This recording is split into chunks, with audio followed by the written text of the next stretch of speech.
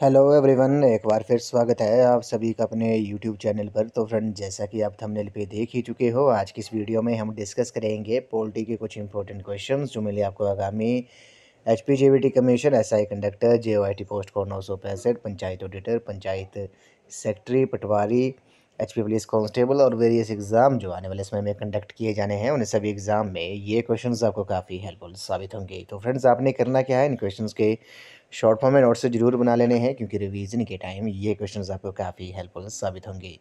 तो फ्रेंड्स, आप मुझे इंस्टाग्राम पर भी फॉलो कर सकते हो। इंस्टाग्राम आईडी का जो लिंक है वो मैंने डिस्क्रिप्शन बॉक्स में दे दिया है।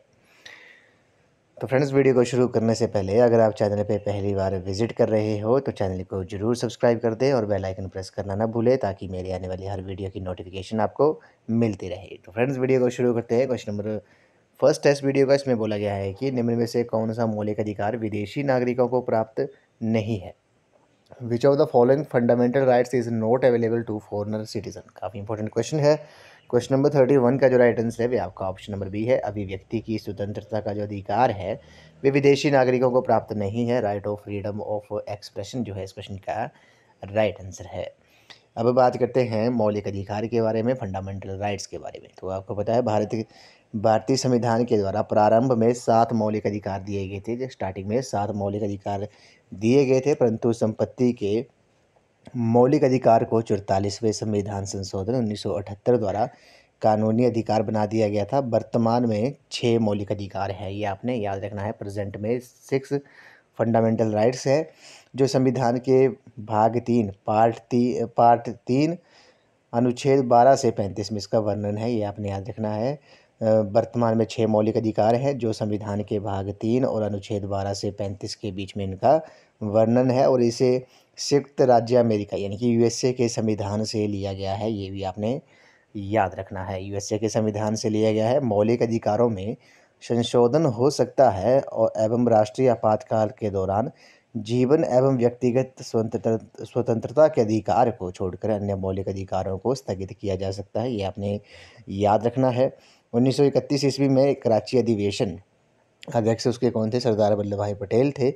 कराची अधिवेशन में कांग्रेस ने घोषणा पत्र में मूल अधिकारों की मांग की। मूल अधिकारों का प्रारूप जो था वो जवाहरलाल नेहरू ने बनाया था, ये आपने याद रखना है। बात करते हैं अब 6 मौलिक अधिकार कौन कौन से हैं। एक फर्स्ट है आपका समानता का अधिकार, जिसका वर्णन जो है अनुच्छेद 14 से 18 के बीच में है।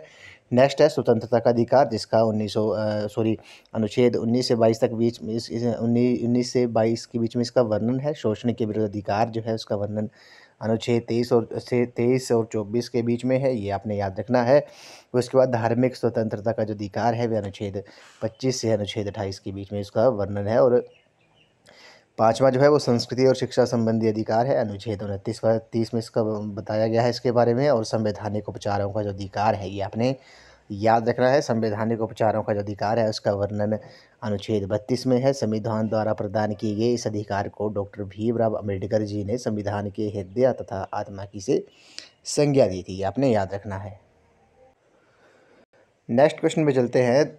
ये आपने याद रखना है, जो संवैधानिक उपचारों का जो अधिकार है उसे डॉक्टर भीमराव अम्बेडकर जी ने संविधान की आत्मा और संविधान के हृदय और आत्मा की संज्ञा दी थी।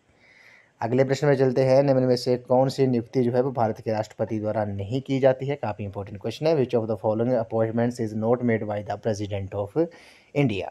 तो आपने बताना है कि इनमें से भारत के राष्ट्रपति के द्वारा किसकी नियुक्ति नहीं की जाती है। इंपॉर्टेंट क्वेश्चन है। क्वेश्चन नंबर 32 का जो राइट आंसर है वह आपका ऑप्शन नंबर डी है। लोकसभा स्पीकर जो है इस क्वेश्चन का राइट आंसर है। लोकसभा स्पीकर की जो नियुक्ति है वह प्रेसिडेंट नहीं करता है, ये आपने याद रखना है। अब आपने याद रखना है, लोकसभा अध्यक्ष जो है वो अपनी जो शपथ है वे एक संसद सदस्य के रूप में लेता है, अध्यक्ष के रूप में नहीं लेता है, ये आपने याद रखना है।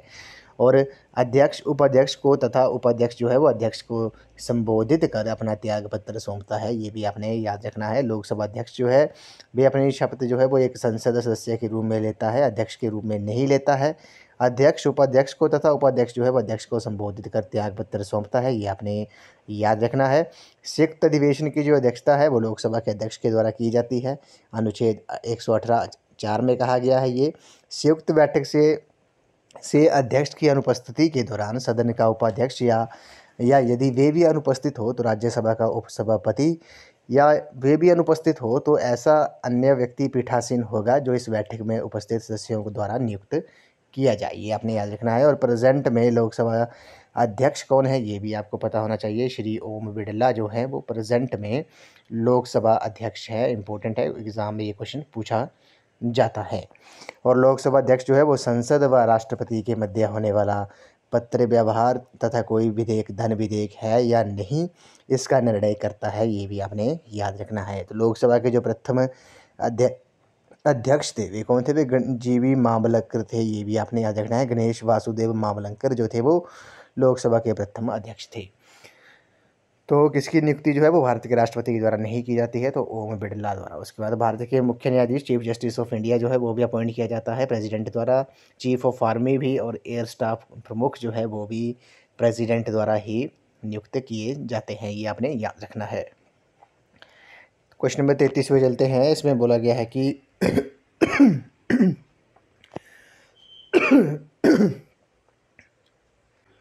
संघ सरकार का उच्चतम सिविल सेवक कौन है? Who is the highest civil servant of the union government.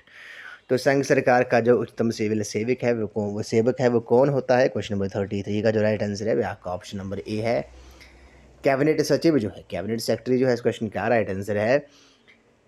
संघ सरकार का जो उच्चतम सिविल सेवक होता है वह कैबिनेट सचिव होता है। अगले प्रश्न में चलते हैं। क्वेश्चन नंबर 34 में बोला गया है कि आपातकाल की उद्घोषणा को संसद के समक्ष उसके अनुमोदन के लिए रखा जाना चाहिए।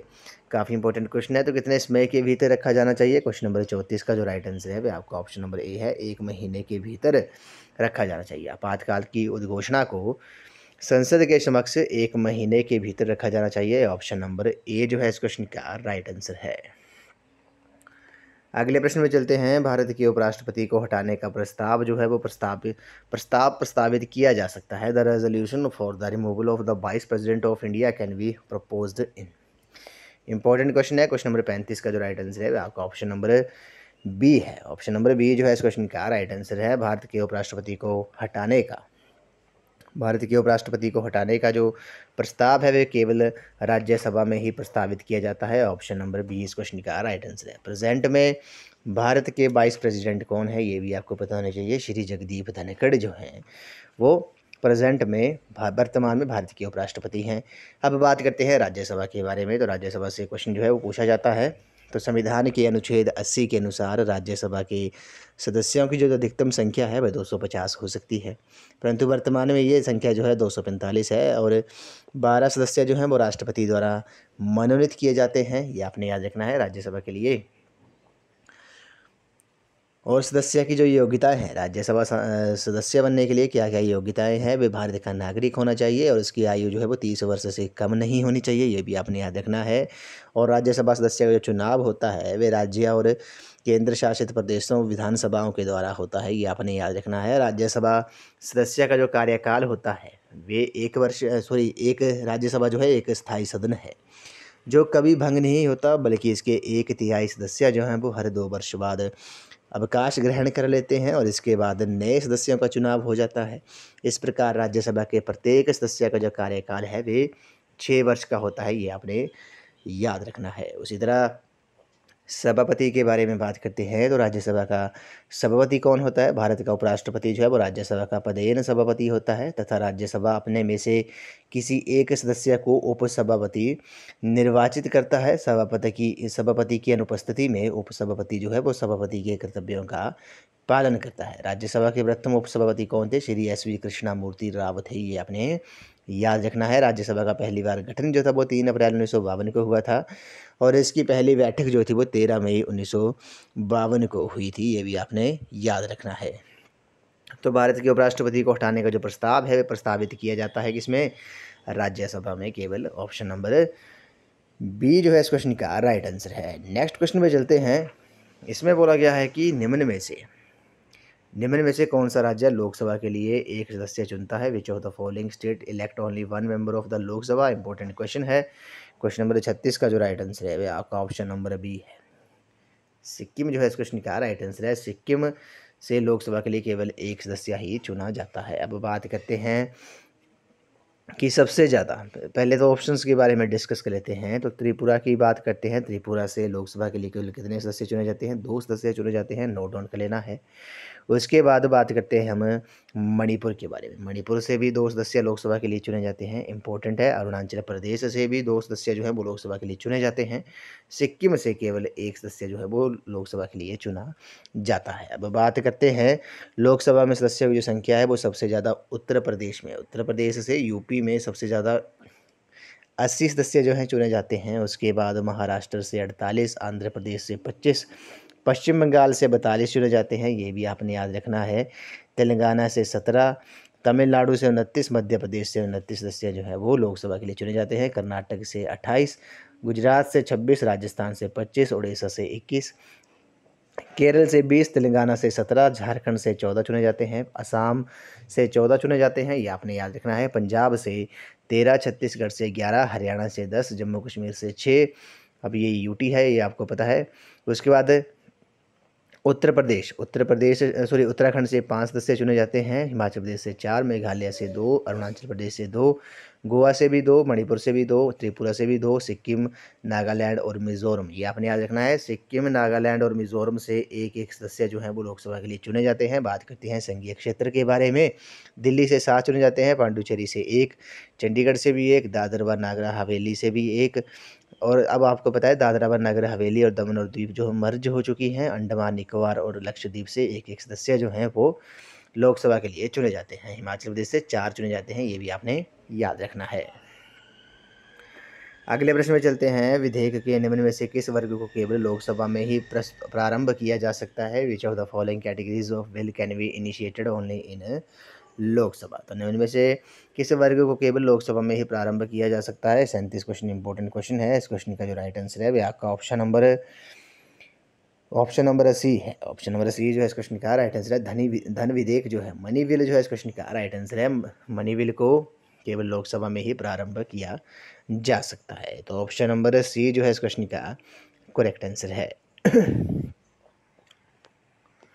नेक्स्ट क्वेश्चन में चलते हैं। स्वतंत्र भारत के में प्रथम महिला मुख्यमंत्री कौन थी? Who was the first women chief minister in independent India? Important question है। तो स्वतंत्र भारत में प्रथम महिला मुख्यमंत्री कौन थी? इस क्वेश्चन का जो राइट आंसर है क्वेश्चन नंबर 38 का, वे आपका ऑप्शन नंबर डी है। सुचेता कृपलानी जो है इस क्वेश्चन का राइट आंसर है। ये स्वतंत्र भारत में किसी राज्य की प्रथम महिला मुख्यमंत्री थी। क्वेश्चन नंबर 39 पे चलते हैं। 39 क्वेश्चन जो है इंपॉर्टेंट क्वेश्चन है। इसमें बोला गया है कि